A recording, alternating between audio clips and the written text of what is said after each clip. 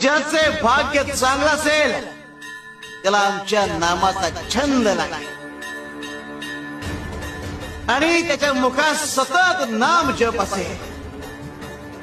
आमच्या नामाची गोडी निर्माण होईल. ध्यानी मनी स्वप्नी ही नाम संजीवनी वदनी असेल.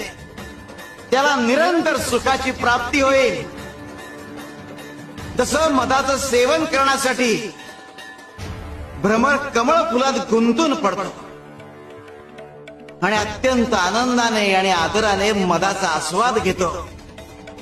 आमच्या भक्ताचे मन आमच्या नामाचे ध्यान लागून उच्च पातळीवर स्थिर होते. मन नामात एकाग्र होईल. त्याची चंचलता नाहीशी होईल आणि त्याचे उन्मन होईल. अरे नामस्मरण हेच प्रपंच व परमार्थ साधनाचे साधन आहे. शिवाय शंकर.